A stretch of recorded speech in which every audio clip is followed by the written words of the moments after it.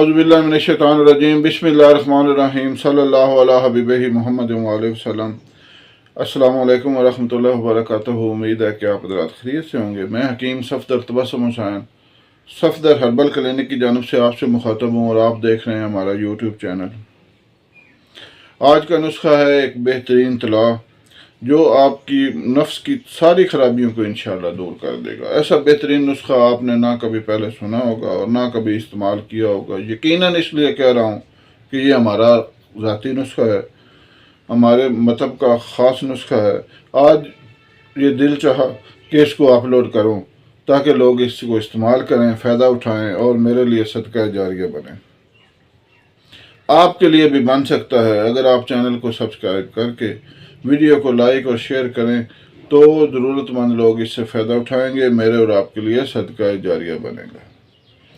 جس کی جو بھی حاجت پوری کر دیں، جائز حاجت، تو وہ دعا دے یا نہ دے، اللہ رب العالمین اجر ضرور دیتا ہے۔ وہ کسی کا رائی کے دانے کے برابر بھی اچھا یا برا عمل ضائع نہیں کرتا ہے۔ الحمدللہ اللہ بڑا رحیم ہے، بڑا کریم ہے۔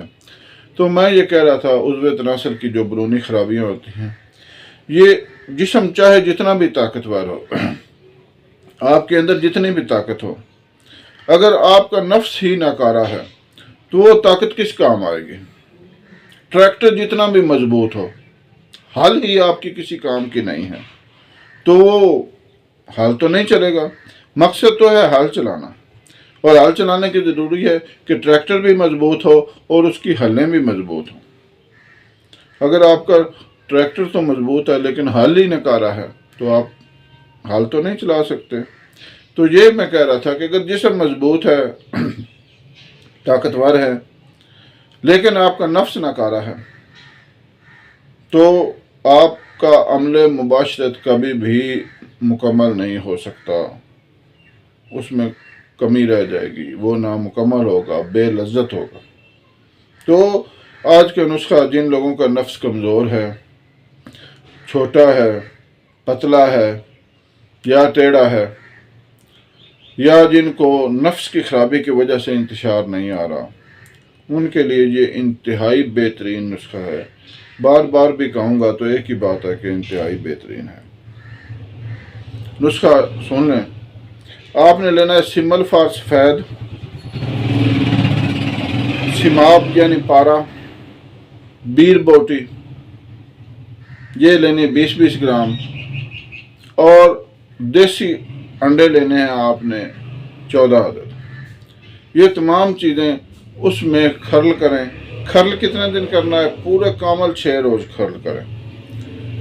اس کے بعد آپ اس نے چنے کے برابر گولیاں بنا کر آتشی شیشی میں ڈال کر ان تمام چیزوں کا روغن کشید کر لیں، اور اشفا اور سیون، عضو تناسل کا اشفا کہتے ہیں، آگے جو ٹوپی ہوتی ہے اس کو، سیون جو نیچے رگ ہوتی ہے اس کو، یہ دونوں چیزیں چھوڑ کر مالش کریں، اوپر پان کا پتہ باندھیں، بجلی کی طرح اثر کرے گا انشاءاللہ۔ عربی عورت بھی دیوانی ہو جائے گی۔ عربی عورت کی مثال اس لیے دی جاتی ہے کہ عربی لوگ جو ہوتے ہیں وہ مباشرت کے بڑے شوقین ہوتے ہیں۔ ہمارے ایک مریض تھے، وہ واپس آئے تو کہنے لگے حکیم صاحب، وہ جو ہمارا عربی کفیل ہے نا جی، وہ ہر رات مباشرت کرتا ہے 3 دفعہ۔